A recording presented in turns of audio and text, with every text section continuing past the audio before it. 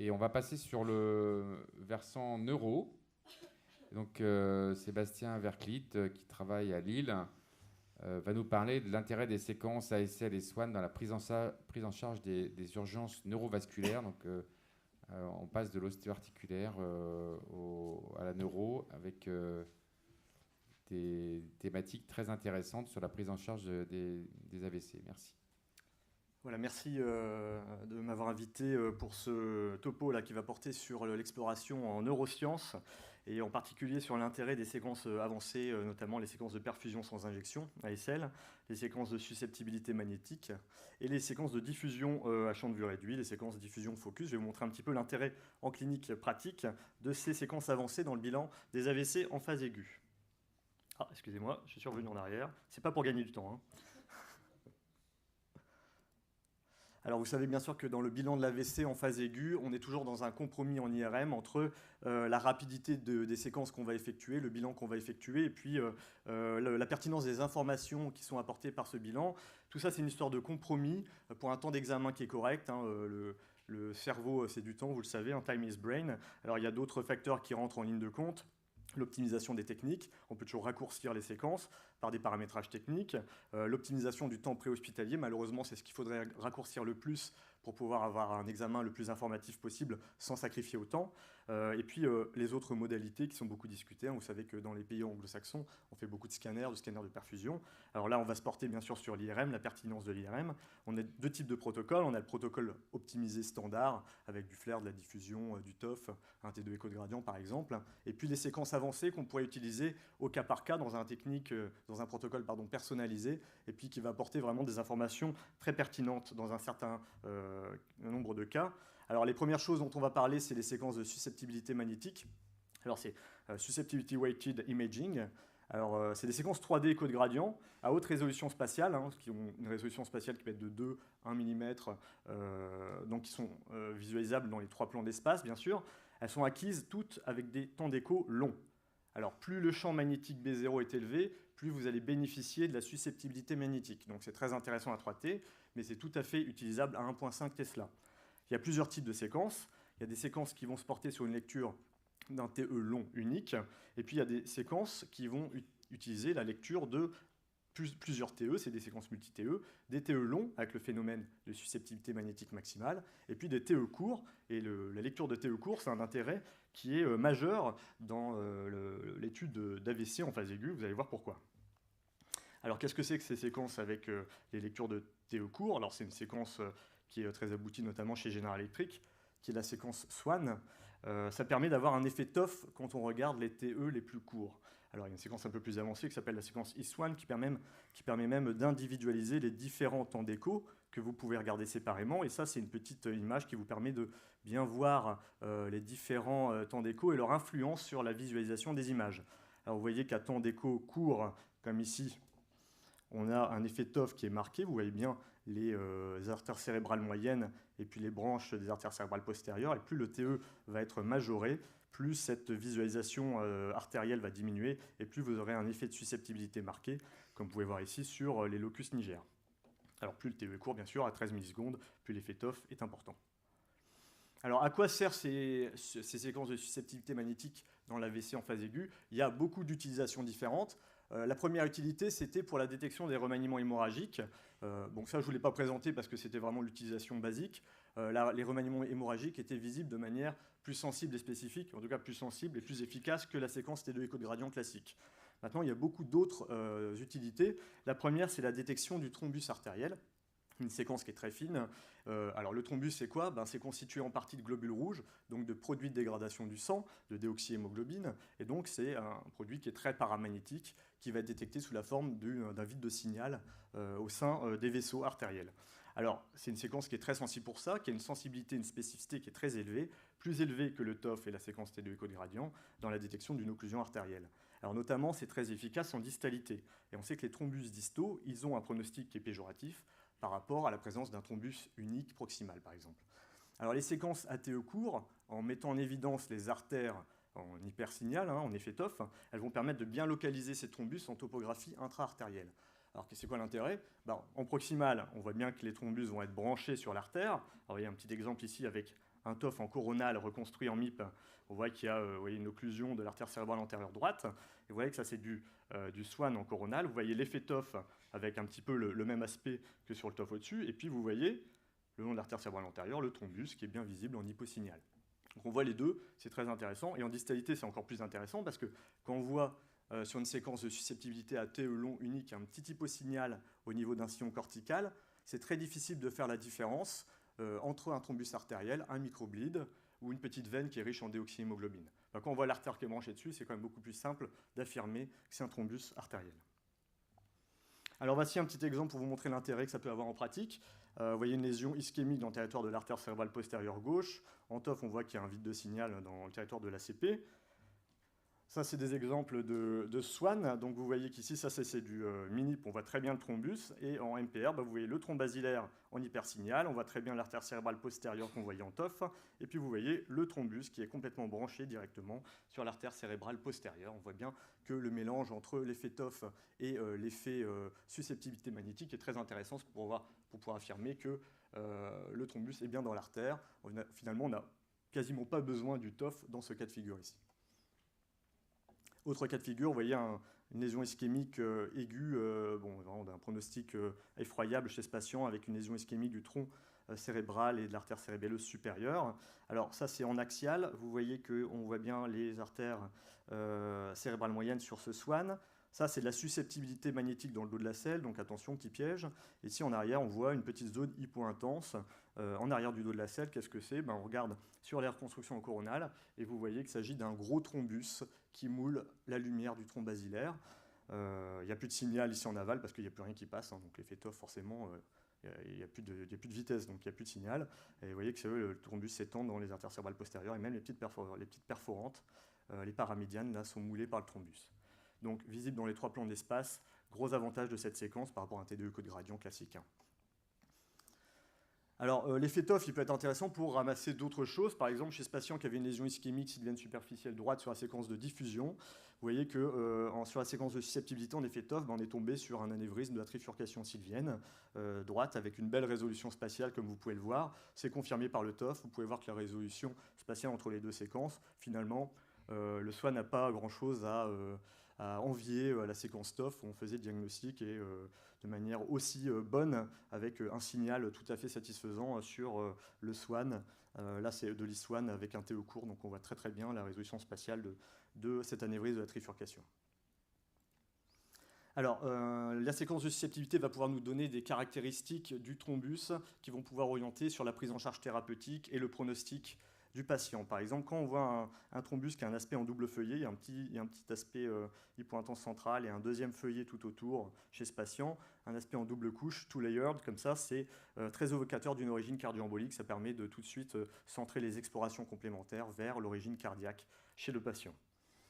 Deuxième chose, la présence d'un thrombus hypointense, comme ça, riche en globules rouges. C'est associé d'une part à un pronostic favorable à 3 mois si on fait une thrombectomie, donc du mécanique. Par contre, la recanalisation post-thrombolyse intraveineuse, cette fois-ci, sera péjorative si on a un thrombus qui fait plus de 20 mm, donc on a un thrombus très long, comme ici. Si on a des contours irréguliers ou des contours qui vont aller mouler les branches de bifurcation d'un aspect curviligne, ou si on a des gros artefacts de susceptibilité, comme vous pouvez voir ici, qui vont au-delà de la lumière artérielle. Ça, c'est des facteurs de mauvais pronostic post-thrombolyse intraveineuse. Enfin, quelque chose qui est vraiment très intéressant, parce que ce n'est pas invasif du tout, c'est ce qu'on appelle le brush sign, donc c'est le signe du pinceau. Les séquences de susceptibilité, donc ça c'est TE long, toutes les séquences de susceptibilité globalement, elles vont permettre de donner un reflet de l'hypoperfusion parenchymateuse en phase aiguë d'AVC. Pourquoi? Parce que quand une partie du parenchyme est hypoperfusée, il va y avoir une extraction majorée d'oxygène, et donc les veines efférantes vont être riches en déoxyhémoglobine. La déoxyhémoglobine, c'est très riche. C'est un effet très paramagnétique, donc ça va créer en susceptibilité magnétique un aspect très hypo-intense. Vous allez avoir des veines qui vont être peignées, un aspect peigné, donc c'est le brush, un aspect très peigné et très visible de ces veines dans le territoire qui est hypoperfusé. C'est donc corrélé à la zone de pénombre, à l'hypoperfusion, et c'est corrélé à d'autres facteurs pronostiques. Hors thrombolyse, l'étendue de ce brush sign, il est corrélé au volume d'infarctus final et à la sévérité du pronostic. Et en cas de thrombolyse IV, la présence d'un brush sign est corrélée à la majoration du risque de transformation hémorragique et à un pronostic fonctionnel plutôt péjoratif à 3 mois. Alors un petit exemple, vous voyez chez ce patient qui a une lésion ischémique qui n'est pas très étendue, hein, qui est insulaire antérieure ici, avec une occlusion quand même proximale au niveau de l'ACM gauche. Là, vous voyez très bien ce brush sign, là, très peigné, là, il est très joli en démonstration. Et puis vous voyez, là, justement, c'est une image d'ASL en débit sanguin cérébral. Vous voyez que l'hypoperfusion parenchymateuse, elle est tout à fait corrélée à l'étendue du brush sign. Donc là, même si on n'a pas de perfusion cérébrale, si on a une belle séquence de susceptibilité magnétique, on peut avoir une approche de l'hypoperfusion parenchymateuse grâce à cette séquence. Je passe justement à la séquence d'ASL, donc Arterial Spin Labeling, qui est une séquence de perfusion cérébrale sans injection de produit de contraste. Alors ça, c'est très intéressant. Ça existe depuis quelques années. Alors le gros avantage, je dirais, chez General Electric, c'est qu'elle propose la séquence qui est recommandée en pratique clinique, c'est-à-dire une séquence de type 3D, pseudo-continu, turbo-spin-echo. C'est la séquence qui est recommandée dans les études cliniques par le groupe international d'études des démences et pratiques cliniques de ALSOP. Donc ce qu'il faut absolument faire, c'est surtout de l'ASL pseudo-continu, donc en 3D si vous pouvez, à 3T si vous pouvez, en turbo-spin-echo si vous pouvez. Sinon, vous pouvez le faire en 1.5, en EPI, en 2D. Bon, c'est toujours très intéressant. Alors, comment ça marche l'ASL? Vous allez saturer les protons d'oxygène du sang artériel au niveau cervical. Vous allez faire une acquisition de la boîte encéphalique. Vous faites la même chose sans saturation des protons cervicales. On fait la soustraction des deux, c'est très schématique. Hein, et puis on obtient une image pondérée en perfusion qui permet d'obtenir une image quantitative du débit sanguin cérébral. Donc c'est de la quantification absolue en IRM, donc ça c'est très intéressant. Alors bien sûr, l'ASL c'est de la perfusion, donc si on ne pouvait pas évaluer l'hypoperfusion parenchymateuse, ça serait un peu dommage. Donc l'ASL, elle permet d'évaluer la zone de pénombre, l'hypoperfusion et le mismatch. Donc vous voyez que chez ce patient qui a une occlusion de M1, on a une lésion ischémique sylvienne profonde, et puis vous voyez qu'en ASL, on a une large zone sylvienne totale d'hypoperfusion. Et le mismatch, la zone de pénombre, c'est validé en ASL par plusieurs publications. On sait que le CBF en ASL à moins de 20 ml, c'est corrélé à un temps de transit moyen de plus de 10 secondes en perfusion IRM injectée. C'est corrélé quand on a un CBF inférieur à 40% du tissu sain contralatéral par rapport au tissu sain contralatéral. C'est corrélé à un Tmax de 6 secondes en IRM injecté, à le volume lésionnel final en IRM de diffusion et un Tmax de 5,5 secondes en scanner de perfusion. Donc voilà, d'ailleurs, chez ce patient, vous voyez l'étendue de l'AVC en phase finale à 24 heures. Autre petite utilité, bon, c'est un peu gadget, mais ça mérite d'être signalé parce que c'est assez joli. Les spins qui arrivent au niveau du parenchyme, quand on a un petit thrombus, ils ne vont pas pouvoir passer après le thrombus, ils vont s'accumuler autour du thrombus. Ça va donner un hypersignal sur la séquence d'ASL qui va permettre de pouvoir localiser ce thrombus. Donc ça, c'est assez joli. Donc on dit que cet hypersignal qui localise l'occlusion, il pourrait être plus sensible que l'hyposignal visible sur la séquence de susceptibilité, à voir, et surtout plus sensible que l'occlusion en TOF. Alors ça c'est assez logique parce que les TOF c'est toujours des boîtes assez limitées, donc l'exploration distale elle peut être compliquée. Alors je vous ai mis quelques exemples, vous voyez ici il y a une occlusion de M1, on voit très bien qu'il y a un hypersignal là, sur ces images fusionnées en ASL, bon là c'est très proximal, donc c'est pas très compliqué. Là c'est un peu plus intéressant, c'est des coupes sagittales de susceptibilité magnétique. Vous voyez qu'il y a un petit thrombus dans la vallée sylvienne, et vous voyez très bien que sur les images fusionnées et sur l'image d'ASL, on a l'hypersignal vasculaire qui est juste en aval du thrombus, qui vous montre bien que la localisation, elle peut tout à fait être déterminée par les séquences d'ASL. Alors ça, par contre, c'est passionnant, c'est les stroke mimics, le diagnostic des stroke mimics. Les stroke mimics, c'est des lésions neurologiques, des pathologies neurologiques qui vont mimer les symptômes de l'AVC, mais qui ne sont pas des lésions neurovasculaires en phase aiguë. Et donc, avec les séquences d'ASL, on peut faire le diagnostic de ces patients. Alors, ça empêche de faire des thrombolyses qui servent à rien, d'une part, et la thrombolyse, hein, on évite de faire saigner, même si on sait que si on injecte une thrombolyse à quelqu'un qui n'a pas une lésion neurologique, il ne saigne pas beaucoup, mais une thrombolyse, ça a un coût surtout, hein, c'est un coût important. Donc, c'est important de faire le diagnostic chez ces patients-là. Alors là, je vous montre un petit dossier qui est assez intéressant, une femme de 21 ans, qui présente une aphasie brutale, qui arrive chez nous, donc on lui fait un flair, vous voyez rien, une diffusion, elle est normale, on lui fait une ASL, et vous voyez qu'il y a une hypoperfusion complète hémisphérique gauche, très étendue. Ouais, c'est assez impressionnant, une asymétrie gauche-droite. Vous remarquez que cette asymétrie, elle n'est pas systématisée à un seul territoire vasculaire, elle s'étend en cérébral antérieur, au territoire de l'artère cérébrale postérieure, très étendue, très asymétrique. Chez cette patiente, on lui fait une IRM à 24 heures, et vous voyez, par magie, la reperfusion, on ne l'a pas traité, hein, la reperfusion du territoire complet. Donc ça, c'est un cas, on va dire, excessif, hein, mais un cas véritable, hein, de aura migraineuse chez cette patiente avec une hypoperfusion complexe. Donc ça, c'est la phase d'aura migraineuse qui entraîne une vasoconstriction, une baisse du débit sanguin cérébral. Ça peut être beaucoup moins diffus que ça peut être localisé à une petite portion parenchymateuse. En phase de céphalée, on a une vasodilatation, donc à l'inverse, quand les patients arrivent en phase céphalalgique, on a une augmentation du débit sanguin cérébral. Mais bon, vous voyez que l'avant-après est assez important chez une femme de 21 ans, aphasique, c'est assez intéressant, surtout quand on n'a pas d'occlusion, pas de thrombus, pas de lésion en diffusion. Autre stroke mimics, vous voyez un homme de 63 ans qui a une hémiplégie gauche avec une dysarthrie brutale. Vous voyez un hypersignal en diffusion du cortex, un petit hypersignal du pulvinar. Ça fait déjà penser à quelque chose. On fait une séquence d'ASL, on voit qu'il y a une hyperperfusion majeure dans ces zones qui sont hyper intenses. Vous voyez d'ailleurs qu'en TOF, on a une augmentation de calibre de l'artère cérébrale moyenne et de l'ACP homolatérale. Ça, c'est caractéristique de lésions ictales, donc épileptogènes, sur une crise, un état de mal. Localisé, ça augmente le débit sanguin cérébral localement. L'hypersignal, c'est dû à un œdème cytotoxique par une inadéquation entre hyperfonctionnement cellulaire et apport d'oxygène. Donc ça, c'est caractéristique de cet état ictal, état de mal épileptique. Alors, dernière chose dont je voulais vous parler rapidement, c'est la diffusion focus.